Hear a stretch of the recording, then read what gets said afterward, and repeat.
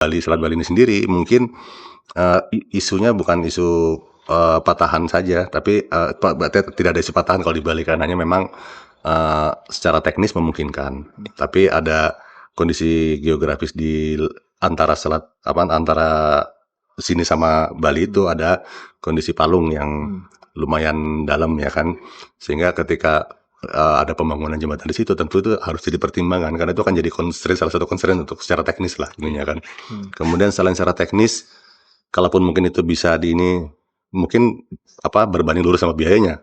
Artinya secara teknis mungkin palungnya bisa diseberangi, tapi mungkin biayanya tinggi, kira-kira gitulah ya. Terus kemudian selain teknis juga tentunya ada ada beberapa faktor selain teknis ya, semacam faktor budaya dan sebagainya yang jadi pertimbangan juga. Artinya yang harus jadi perhatian ketika jembatan itu dibikin.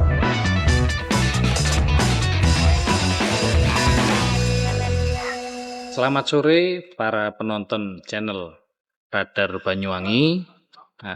Sore ini kembali lagi bersama saya, Freddy Rizky Manunggal, host untuk podcast pada hari ini. Nah, sore ini ada satu topik mungkin yang cukup menarik yang bisa kita bahas pasca arus mudik Lebaran kemarin.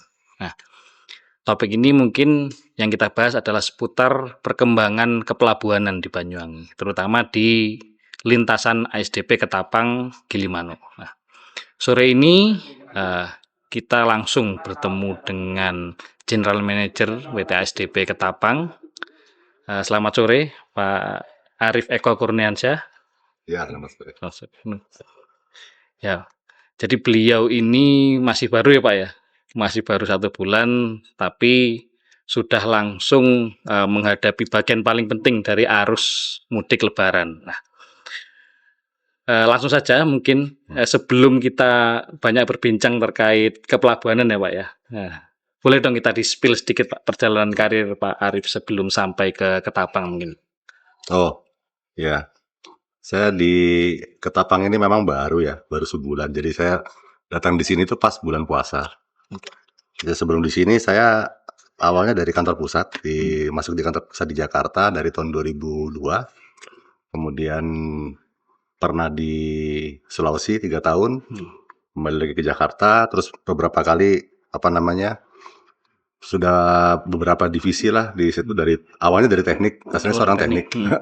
Dari teknik, lama di teknik pernah, aset pernah, risiko pernah, manajemen risiko, terus di umum juga pernah, terus di Sulawesi 3 tahun di cabang Luwuk sama di cabang Bitung, kemudian kembali ke kantor pusat di Bakauheni Harbor City, terus di pengembangan bisnis, pelayanan, terus alhamdulillah sekarang mendarat di Banyuwangi. Sempat kepikiran nggak Pak bakal mendapat tugas ke Banyuwangi mungkin? Jujur, ya nggak pernah sih sebenarnya sih. Sebenarnya ya kita prinsip kan kalau di SDP ya Sabang sampai Merauke sebenarnya siap di mana aja. Ya cuman kalau mendarat di Banyuwangi sebenarnya nggak pernah kepikiran sih sebenarnya. Oke. Mungkin Pak sebelum ke sini sempat dengar nggak sih mungkin kondisi di Banyuwangi atau di Bali mungkin seperti apa Pak kondisi pelabuhan di sini mungkin? Ya sebenarnya kalau sebelum di sini, karena saya dulu lama di teknik sebenarnya, jadi sedikit banyak Ketapang Gilimanuk itu kan termasuk yang ada ada pelabuhannya ya. Karena saya dulu kan di ASDP itu tekniknya ada 2 ya. Ada teknik yang membidangi armada atau kapal, ada juga teknik yang membidangi kepelabuhanan. Nah karena saya dulu masuknya di teknik pelabuhan, jadi sebenarnya kalau Banyuwangi ini kan masuk cabang Ketapang, nggak asing sih sebenarnya buat saya, karena beberapa kali Sempat ke sini berarti Pak? ada penugasan ke sini untuk perbaikan fasilitas, dermaga dan sebagainya gitu kan. Jadi sebenarnya kalau untuk Ketapang Gilimanuk ini dari sisi pelabuhan secara teknik nggak asing sama saya memang. Cuman emang kepikiran di sininya ya nggak pernah kepikiran emang. Iya. Oke. Pak Arif, orang Banyuwangi ini ya meskipun sering mendengar kata ASDP Ketapang kan juga belum banyak tahu sebenarnya di ASDP itu ada fasilitas apa saja, berapa jumlah dermaga, berapa jumlah kapalnya itu. Mungkin bisa dijelaskan sedikit Pak Arif. Ya makasih. Kalau di SDP Ketapang, jadi SDP Ketapang ini salah satu dari cabang-cabang SDP. Jadi SDP itu semuanya ada 4 regional. Nah Ketapang ini ada di regional 3. Nah memang kalau dibilang tulang punggungnya SDP itu di regional 2 sama di regional 3. Kenapa? Karena Di Regional 3 ini ada cabang Ketapang yang melayani lintasan Ketapang Gilimanuk. Artinya selain untuk lintasan pariwisata, juga di situ lintasan logistik. Dan ini bagian dari jalur logistik Sabuk Selatan dari pemerintah. Nah, sementara di Regional 2 itu ada Merak Bakauheni yang mungkin lebih sering kalau untuk angkutan lebaran lebih banyak di ini karena untuk Banyak diberitakan ya Pak ya. banyak diberitakan, tapi hanya memang lintasan logistiknya juga dari Jawa Sumatera. Jadi Jawa Sumatera itu di Regional 2 Merak Bakauheni, Jawa Bali sampai NTB sampai Kupang itu di Regional 3. Nah, salah satu telambungnya salah satu cabang Ketapang ini. Nah, jadi memang untuk sisi dermaga, cabang Ketapang ini di antara cabang-cabang SDP lainnya mungkin termasuk sedikit di bawah Merak Bakauheni. Jadi dermaganya sendiri ada dua macam dermaga di kita. Ada dermaga MB-nya sendiri, movable bridge, artinya dermaga yang bisa naik turun sesuai pasang surut. Kemudian ada dermaga yang mungkin dari zaman awalnya Ada pelabuhan ya Pak ya. Ketapang ada pelabuhan ya, itu dermaga awalnya yang dibilang LCM atau pelengsengan itu yang langsung ke pinggir laut itu kan. Ya, jadi total di sini ada MB sama pelengsengan itu ada 9 kalau totalnya. Kalau yang di Gilimanuk itu ada 8.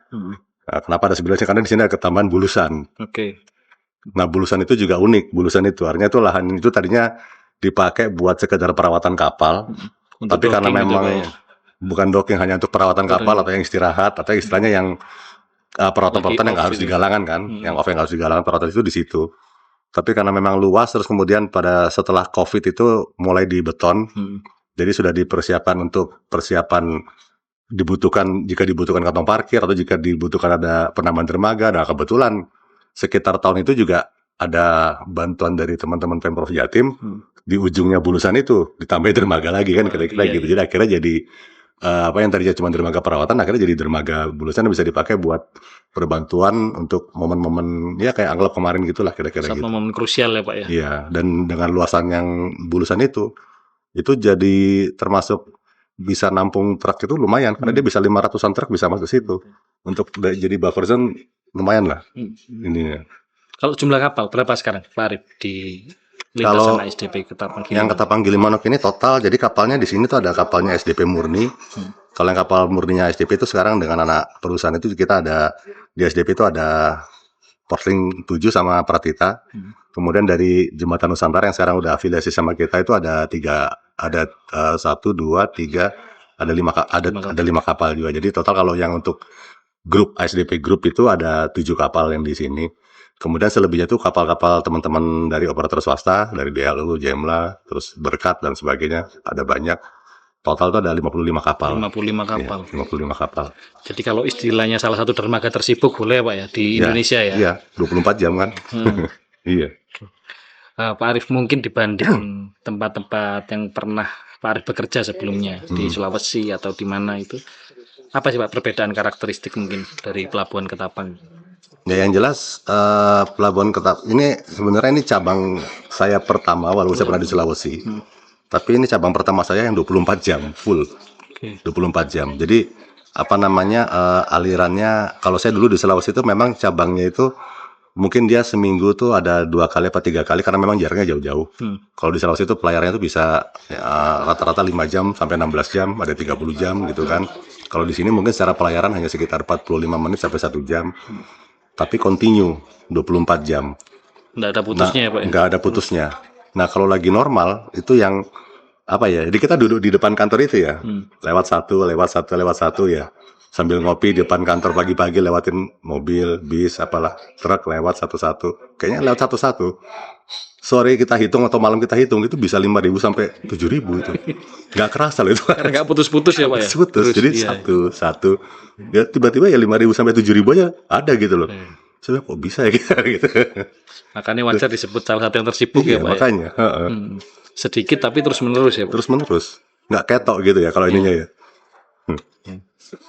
Terus mungkin Pak, setelah kita lihat kondisi perkembangan di dunia perhubungan saat ini ya Pak, ya, kereta api mulai berbenah, terus kemudian bandara juga sudah berbenah.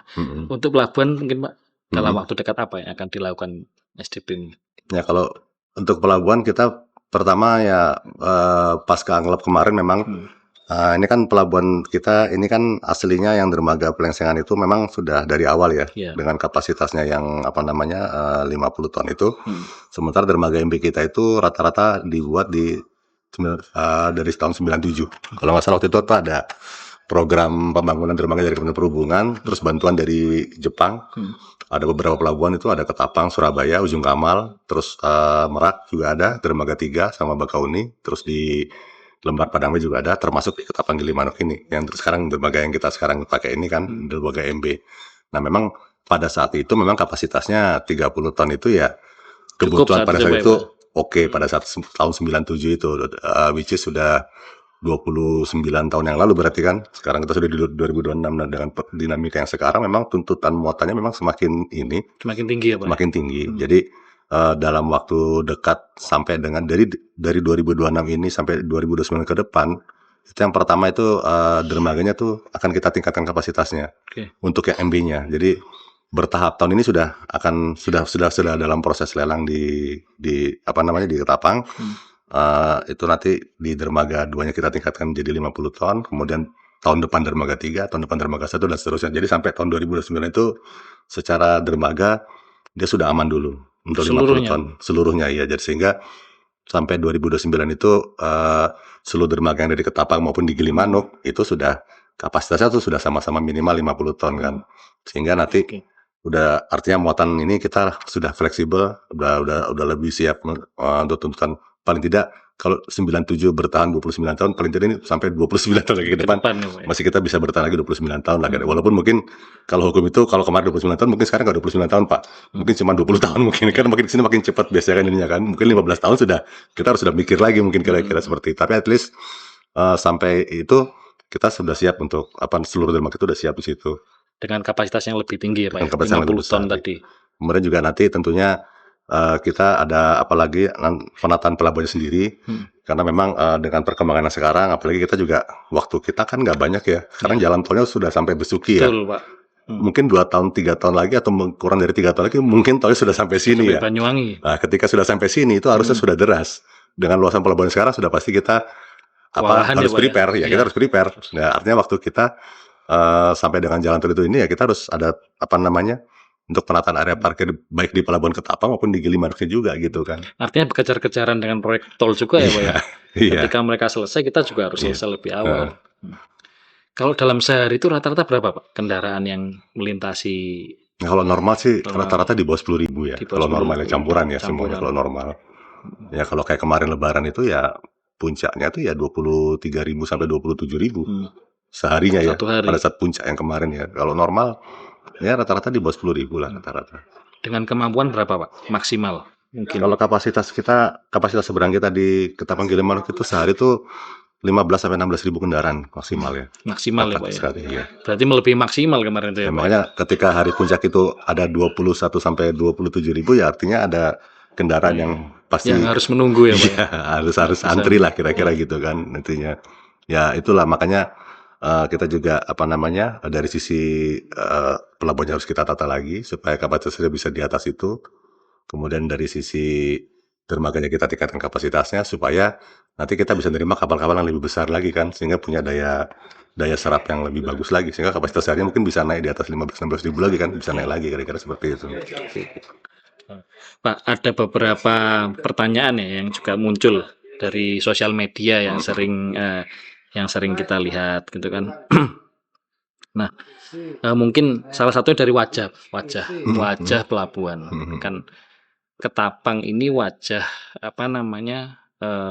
Jawa ya Pak ya, wajah Jawa kalau dari timur, sedangkan Gilimanuk adalah wajah Bali kalau dari barat. Nah mungkin kalau tadi dari sisi teknis ya Pak ya, kalau dari sisi estetika ada nggak arah pembangunan untuk ke dua titik itu? Jadi kalau untuk arah itu kita juga ada program semacam kalau bahasa kita mungkin beautifikasi ya, mungkin istilahnya beautifikasi tapi mungkin lebih beautifikasi yang sifatnya artinya untuk Ketapang Gilimanuk ini walaupun dia secara teknis itunya sama, tapi mungkin ada beberapa penataan yang mungkin disesuaikan dengan lokalnya lah kira-kira gitu. Jadi kalau yang di Ketapang itu mungkin kelihatan agak Jawanya, kelihatan agak istilahnya kalau di Banyuwangi itu mungkin agak gandrungnya, ada osingnya kira-kira gitu ya. Nah kalau di Bali mungkin dengan dengan bangunan puranya atau apanya segala macam gitu. Hmm. Ya, ada penataan arah ke sana Kecenderungan juga situ ya, ada Pak sih. ya. Walaupun ada beberapa warisan terdahulu yang sudah ada di sini sejak lama kan sebenarnya kan. Kayak misalnya yang saya baru tahu di Ketapang itu ternyata ada barong yang sudah ada sejak zaman Iya, dulu kala zaman dulu sebenarnya. ada patung. Yang sekarang mungkin dulu besar barongnya, tapi sekarang mungkin jadi agak kelihatan ini kan. Terus ada gitu di Bali sendiri, memang dari dulu sudah ada semacam bentarnya itu sudah ada, candi bentarnya di dalam itunya sudah ada gitu Udah kan. pura ya, Pak ya. Sudah ada puranya juga di itunya kan gitu. Jadi ada beberapa dari warisan terdahulu yang mungkin ya nanti akan kita sesuaikan lagi dengan perkembangannya sekarang lah, kira-kira seperti itu. Oke, menarik sekali. Karena memang ini kan Ketapang Gilimanuk ini selain logistik, jadi jalur logistik selatan, tapi dia wisatanya banyak. Ya, wisatanya. Lah saya kalau pagi-pagi ngopi di belakang di dermaga dekat dermaga 3 apa dermaga yang pejalan kaki, itu yang wisatawan mancanegara ternyata banyak. Banyak. Yang dari Eropa, dari Asia, yang jalan kaki ya maksudnya ya. Artinya pertama memang wisatawan asingnya banyak di situ dan yang menggunakan jalan kaki itu banyak. Terus yang kedua, alhamdulillah dengan kondisi seperti itu, artinya kalau mereka begitu berarti tingkat keamanan di sini ini alhamdulillah bagus kan berarti kan. Jadi Mereka lebih berani jalan kaki. mereka berani jalan kaki kan gitu. Artinya mungkin mereka naik umum gitu ya, turun di sana di depan dengan umum, terus jalan kaki masuk pelabuhan, terus nanti ada teman-teman yang mengarahkan ke atas segala macam. Artinya ya alhamdulillah dari sisi keamanan juga berarti mereka nyaman, nggak ada isu macam-macam kan. Artinya mereka mau jalan kaki kan gitu, nggak naik bis, nggak naik travel kan gitu kan. Nggak khawatir ya, Pak. Nggak khawatir gitu. Jadi saya bilang tuh, kalau si wisatawannya ini ya alhamdulillah, dia bilang gitu kan, gitu. Dan di sisi petugas kita jadi berwarna kan. Jadi kita adalah salah satu cabang SDP yang petugas kita tuh harus bisa bahasa Inggris, harus bisa bahasa selain bahasa Indonesia ya. Terus kadang-kadang ada bahasa Korea, ada bahasa Asia, Mandarin kan ya, Pak ya? macam-macam iya, ada yang Mandarin gitu kan. Mandarin. Jadi mungkin teman-teman cabang Ketapang ini adalah teman-teman ASDP yang paling lengkap. Ya. Tingkat kejagoan bahasanya ya, mungkin jago banget, jago aja ya, tapi dibanding cabang lain Karena wajah pariwisata tadi, Pak. Sama yang di Bali, yang di Gilimanuk, apalagi di Gilimanuk kan, kira-kira gitu, Pak. Kalau di Merak Bakauheni nggak ada yang bahasa Inggris. Lokal semua ya, Pak. Iya. Di sini ada bahasa Inggris ya, kadang-kadang ada yang orang Asia kan gitu. Salah sedikit pelayanannya bukan hanya lokal ya, Pak ya. Iya. Bukan hanya nasional ramenya. Iya. Bisa internasional juga. Iya. Oke. Menarik. Kemarin juga sempat ini ya, Pak ya.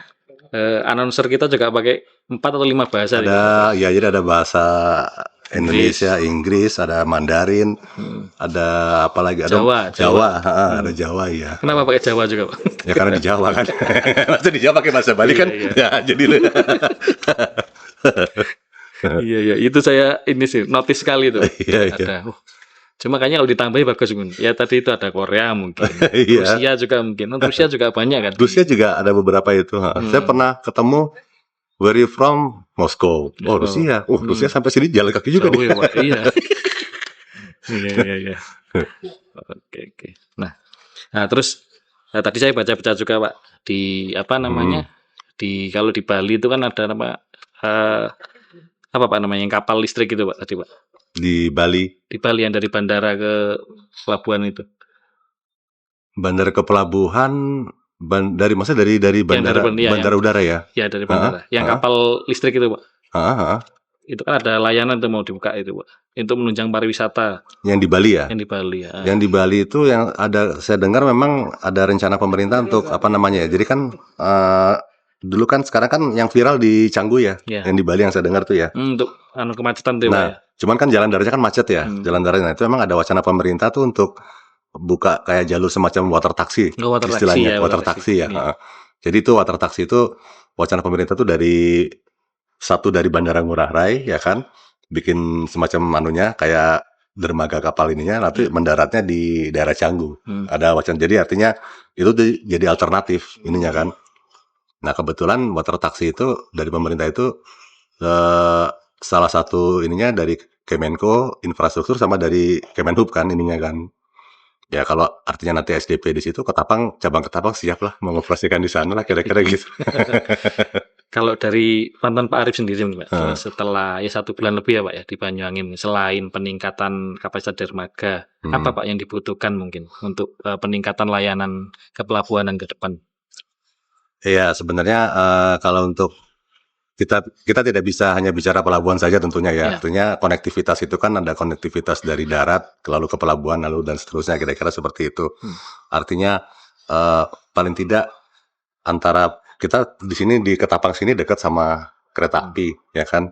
Kemudian di Gilimanuk itu dekat sama terminal bis ya. Artinya kalau memungkinkan, tapi tentunya juga butuh support dari bapak-bapak pemerintah, bapak-bapak PMK atau bapak-bapak dari pemerintah pusat, khususnya dari Kementerian Perhubungan, karena memang kereta api sama SDP ini kan di bawah binaannya Kementerian Perhubungan juga. Artinya kalau bisa ada konektivitas antara kereta ke dermaga itu, jadi artinya itu bisa jadi semacam pilihan yang dari Surabaya mau nyebrang ke Bali itu mereka sudah masa depannya, artinya secara ini masa depannya udah dari Surabaya saya sudah sampai Bali pakai kereta, dan kan jaraknya kebetulan nggak terlalu kan, sudah ada koneksi, walaupun sekarang mungkin jaraknya dekat kan, tapi jika ada fasilitas koneksi tentunya support dari bapak-bapak kementerian itu pasti akan jauh merubah wajah Banyuwangi pasti. Iya, kemudian dari sisi terminalnya juga mungkin bisa ada konektivitas juga. Jadi artinya ada konektivitas baik itu dari angkutan darat, angkutan kereta, angkutan ini. Itu akan merubah wajah Banyuwangi. Walaupun sekarang saya sadar Banyuwangi itu udah jauh sekali berubah. Artinya mungkin dulu Banyuwangi itu cuma orang transit terus ke Bali udah gitu. Arti ibaratnya nggak dilirik gitu ya, cuma transit. Tapi sejak sekian tahun terakhir ini kayaknya ini udah jadi destinasi, Pak. Destinasi Banyuwangi.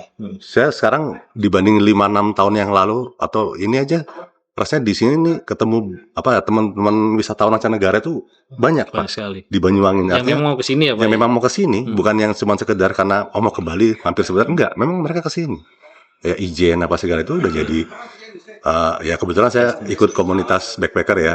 Jadi itu salah satu yang dibicarakan tuh Ijen itu termasuk salah satu yang dibicarakan di teman-teman komunitas backpacker internasional memang. Jadi sudah berubah sekali lah itu, dan artinya untuk pariwisata sangat mendukung sekali, dan kedepannya kalau konektivitas seperti itu bisa ini udah cakep banget Pak Banyuwangi Pak. Terus mungkin sampai hari ini apa Pak yang sudah dilakukan mungkin di cabang Ketapang terutama untuk mempermudah akses ke dunia wisata atau ke destinasi mungkin? Kalau yang dari cabang Ketapang karena memang kan kami kan masih artinya kami fokus di lintasannya, artinya gitu kan. Ya artinya ada beberapa di cabang itu, di Pelabuhan Ketapang itu ada beberapa ya semacam kayak ada semacam foto-foto atau apa yang menunjukkan destinasi yang ada di sini. Just sekedar memperkenalkan walaupun hanya dalam bentuk gambar-gambar saja gitu kan. Ya mungkin dari 10 yang lewat mungkin ada satu yang nanya itu di mana ya. Turisme informasi nih Pak ya? Iya ada semacam itulah gitu. Oke. Nah ini tadi ada yang tanya juga Pak terkait lintasan Ketapang Lembar. Rencana dibuka lagi nggak sih Pak mungkin dalam waktu dekat? Ya mudah-mudahan sih kalau kita memang dulu sempat ada Ketapang Lembar itu, cuman kalau kita bicara Ketapang Lembar secara long distance ferry, pada saat itu tantangannya adalah arus yang dari sini ke Ketapangnya, dari Ketapangnya ke Lembar itu memang arusnya kan full ya. Tapi ketika dari Lembar ke sini memang arusnya tidak se-full itu, artinya mungkin berangkat penuh, balik kosong kira-kira gitu. Makanya mungkin dulu sempat buka, terus setelah itu ada pertimbangan. Tapi ke depan ini kita memang ada wacana untuk ngebuka itu, karena dari sisi logistik dengan kita buka wacana dari Ketapang ke Lembar itu kita buka itu, artinya truk-truk yang ke Lembar itu kan mereka kasihan Balinya ya, tidak membebani Balinya kan. Secara itu mereka sudah langsung diinikan lewat itu saja, lewat laut saja, dan saya yakin perkembangan beberapa tahun terakhir ini juga artinya dari Ketapang kalaupun balik mungkin tidak sebanyak itu, tapi paling tidak kosong lah. Artinya masih ada beberapa pulau bisa di ini. Lawang kenyataannya sekarang di sebelah pelabuhan kita ada Tanjung Wangi itu kapalnya 4, ya kan? Artinya kan pasarnya ada ya. Pasarnya ada Pak. Dan SDP sampai tumpah-tumpah juga itu. Iya, sampai ke jalanan juga. Artinya pasarnya ada. Dan SDP kan tidak dilarang untuk ikut membuka lintasan yang itu kan, SDP kan tidak dilarang kan. Sepanjang kita melaporkan kepada pemerintah, kita siap untuk ini. Lalu izin dari pemerintah juga kan artinya, dan jadi sehingga kita juga siap itu, dan dengan demikian juga secara nggak langsung atau mungkin malah secara langsung ya itu membantu mengurangi kepadatan jalan-jalan di Bali, iya kan? Artinya betul-betulan truk di Bali itu betul-betul truk memang untuk truk yang di Bali saja, nggak gitu. Cuma melintas ya Pak. Bukan yang mau melintas ke karena melintas di Bali itu bisa sampai Kupang loh Pak. Kalau ininya kan jadi kan dari Bali nyebrang ke NTB, timur ya, Pak, ya? terus sampai Sumbawa, sampai ke Kupang itu kan. Artinya kan bebannya, kalau sekarang kita bisa potong ke Lembar, artinya beban yang di Denpasarnya, di Balinya sendiri sudah mengurangi ini. Iya, betul. Dan di Lembar juga dari Lembar itu artinya akses untuk ke timurnya lebih cepat lagi kan. gitu. Oh, ini lagi Pak. Ya ini agak sensitif sedikit sih ini. Terkait jembatan. Jembatan di lintasan Selat Bali lah Selat ya. Bali lah ya. Iya. Mungkin ada yang pro, ada yang kontra. Iya. Kalau netizen tuh ada yang mendukung karena Iya. akan mempermudah konektivitas. Iya. Tapi ada yang kontra karena kita masih bersinggungan dengan budaya lokal ya Pak. Dengan apa namanya ya kebijaksanaan lokal. Kalau dari sisi ASDP sendiri mungkin berkaca dari pengalaman Selat Bali, Selat Madura mungkin ya, ketika ada Suramadu. Seperti apa sih mungkin Pak gambarannya ketika mungkin itu Ya, direalisasikan? gambarannya ya artinya gini, dulu sebelum Suramadu memang Surabaya itu adalah salah satu top 5 lah di SDP penyumbang kontribusi Oke. apa namanya kontribusi ini ya di SDP. Nah kemudian ada wacana itu dan kemudian jadi jembatan, Direalisasikan ya. ya otomatis drop otomatis. Walaupun sampai sekarang kapalnya masih ada. Hanya kalau mungkin dulu kapalnya rame, sekarang mungkin tinggal 2 atau tinggal 1 saja. Artinya kan Iya. karena memang masih banyak apa namanya pengguna jasa dari Kamal yang kerjanya di Perak dan sebagainya yang dekat-dekat, jadi ya mereka masih pakai itu. Tapi kalau secara arus dan lain-lainnya ya sudah lewat jembatan semua. Gitu kan. Nah kapal-kapal yang di Surabaya itu ya udah kemana-mana Pak. Ada yang ke Ambon, ada yang ke Kalimantan dan sebagainya kan. Dibagi akhirnya Pak, Ya, sebar. disebar-sebar memang kemana-mana artinya gitu. Nah dalam kasus Bali memang kalau itu sama saja kayak wacana jembatan Selat Sunda lah kira-kira gitu ya. Oke. Hanya kalau Selat Sunda itu isunya ada masalah isu patahan, walaupun secara teknis mungkin bisa, tapi karena ada isu patahan dan sebagainya, artinya kalau itu secara itu mungkin ada risiko dan sebagainya, artinya itu masih ada pertimbangan. Nah, di Bali, Selat Bali ini sendiri mungkin isunya bukan isu patahan saja, tapi berarti tidak ada isu patahan kalau di Bali, karena hanya memang secara teknis memungkinkan, tapi ada kondisi geografis di antara antara sini sama Bali itu ada kondisi palung yang lumayan dalam ya kan, sehingga ketika ada pembangunan jembatan di situ tentu itu harus jadi pertimbangan, karena itu akan jadi constraint, salah satu constraint untuk secara teknis lah ininya kan. Kemudian selain secara teknis, kalaupun mungkin itu bisa mungkin berbanding lurus sama biayanya. Artinya secara teknis mungkin palungnya bisa diseberangi, tapi mungkin biayanya tinggi kira-kira gitulah ya. Terus kemudian selain teknis juga tentunya ada ada beberapa faktor selain teknis ya, semacam faktor budaya dan sebagainya yang jadi pertimbangan juga. Artinya yang harus jadi perhatian ketika jembatan itu dibikin. Jadi kalaupun mungkin suatu hari jembatan itu tercipta, ya artinya kapal-kapal yang di sini pun juga harus prepare, artinya kan harus sudah, tapi artinya dari pemerintah sama seperti yang terjadi di Surabaya, walaupun jembatannya jadi, tetap penyeberangannya kan tidak tutup. Walaupun mungkin dulu kapalnya 20, ya, Pak, ya? tinggal 2 kira-kira gitulah ya kan. Ya kalau misalnya suatu hari entah sekian belas atau sekian puluh tahun lagi jembatan itu jadi, ya pelabuhannya saya pikir tetap jalan, hanya mungkin jumlah kapalnya yang berkurang. Disesuaikan lah dengan ya seperti di Surabaya lah. Walaupun ya kalau dari sisi pengusaha kapal sih ya mudah-mudahan jembatannya nggak jadi kan, pengusaha kapal ya kan gitu ya. Ya kan kira-kira gitu. Juga ya. yang terdampak banyak ya Pak ya. Ya. Terutama pekerja-pekerja yang selama ini menggantungkan hidupnya di perusahaan kapal. Iya. Oke. Ya mungkin ini mendekati terakhir Pak Arif. Sebentar lagi kan masa liburan nih, masa libur sekolah, gitu kan. Nah, pengalaman saya di lapangan kemarin sejak Nataru, kemudian Lebaran Idul Fitri kan beberapa kali ada kepadatan di pelabuhan. Nah, mungkin ada tips mungkin Pak Arif supaya pengguna jasa itu tidak sampai terjebak kepadatan lah. Mungkin apa Pak tipsnya? Ya mungkin yang pertama sih ya namanya liburan yang jelas yang pertama itu pastikan ketika teman-teman ini jalan apalagi untuk liburan kan, artinya untuk happy ya artinya ya.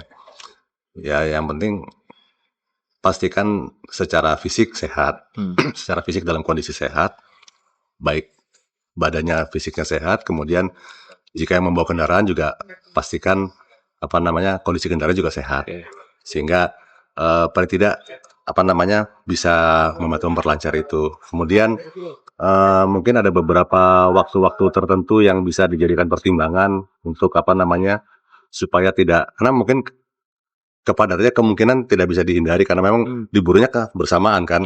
Yang membedakan kan paling cuman minggu ini SMA libur, Nanti minggu depan SMP, minggu depan baru SD kan kira-kira gitu ya. Tapi kan SMA-nya barengan, SMP-nya barengan, SD-nya barengan kan kira-kira seperti itu.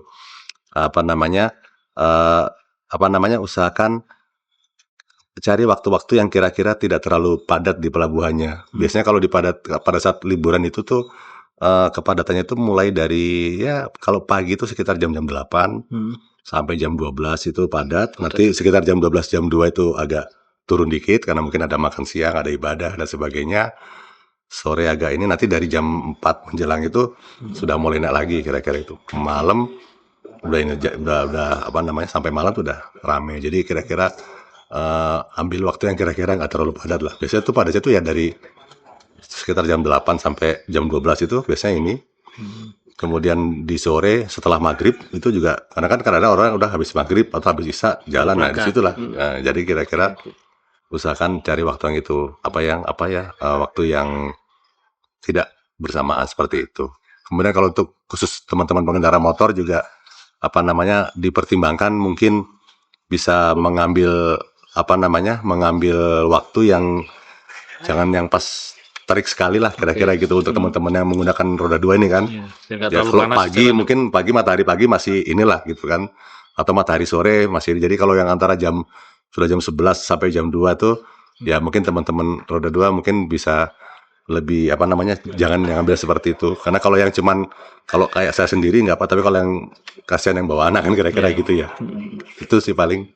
Kalau jam ini Pak, jam operasional kendaraan logistik mungkin jam berapa Pak? Supaya kalau kendaraan logistik pribadi nggak ada ini sih. Kalau logistik itu sebenarnya memang kalau liburan kan nggak seperti lebaran kemarin ya. Artinya kalau liburan ya logistik tetap jalan sih. Kalau logistik itu rata-rata ramenya memang ada malam sih. Malam ya, Pak, ya? Sampai dini hari itu rata-rata logistik itu ramenya. Kadang-kadang di pagi hari itu logistik cenderung sepi. Artinya ini anunya ya secara ininya ya. Jadi kalau pagi hari Secara sampai rata-rata ya Pak ya? secara umum rata-rata dari pagi sampai sampai siang itu cenderung sepi logistik. Nanti mulai rame itu dari sore sampai malam itu mulai ini. Terus kemudian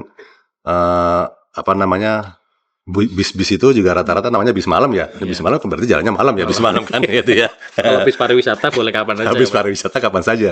Nah, beberapa itu juga di malam hari juga nanti ada juga yang mulai rame bis juga. Jadi kalau emang mau itu yang paling ini ya di pagi hari itu yang paling pagi hari sampai jam 12 itulah yang paling inilah. Paling walaupun namanya musim liburan ya kita tidak bisa menghindari kepadatannya kalau namanya musim liburan gitu kan. Seperti itu. Nah itu mungkin tipsnya ya supaya tidak terjebak kepadatan ya Pak ya, di pelabuhan gitu. Mungkin terakhir Pak Arif untuk closing, ada nggak target yang ingin Pak Arif lakukan saat menjadi GM di Ketapang Gilimanuk? Apa yang bisa program apa atau apa yang ingin Arif sampaikan ini? Target saya yang nomor 1 selama saya di Ketapang ini nomor 1 saya untuk sisi dermaga saya akan samakan semua standarnya. Walaupun itu butuh sekian tahun. Itu satu. Terus yang kedua ada juga beberapa penataan yang akan kami lakukan. Tentunya kami kerjasama dengan teman-teman di kantor pusat nanti kan. Ada beberapa penataan yang akan kami lakukan, intinya untuk lebih meningkatkan pelayanan dan kelancaran kendaraan di dalam pelabuhan. Tentunya terus yang ketiga juga kami juga ingin meningkatkan kenyamanan buat teman-teman roda 2 yang mengendarai motor. Jadi minimal kepanasannya nggak terlalu lama gitu kan. Artinya kalau kami akan meningkatkan pelayanan untuk teman-teman yang pengendara motor lah. Karena kasihan, maksudnya nggak ada, kalau di mobil itu masih ada AC-nya, masih ada apanya. Kalau motor bener-bener cuman pakai helm aja Pak, nggak ada ini lagi Pak, pelindung lagi kan gitu kan untuk cuaca dan sebagainya. Ini tuh dari saya. Ya mohon dukungannya semua teman-teman. Amin. Oke, terima kasih Pak Arif atas waktunya. Ya semoga dengan kepemimpinan Pak Arif ini banyak target-target terutama pengembangan pelabuhan ASDP Ketapang Gilimanuk menjadi lebih baik, lebih nyaman dan lebih ramah untuk masyarakat. Amin. Itu mungkin podcast kita sore ini, penonton channel Jawa Pos Radar Banyuwangi. Terima kasih atas kesempatannya Pak Arif. Ya, semoga ada hal baik dan hasil baik yang nanti kita dapatkan. Terima kasih. Assalamualaikum warahmatullahi wabarakatuh. Waalaikumsalam warahmatullahi wabarakatuh.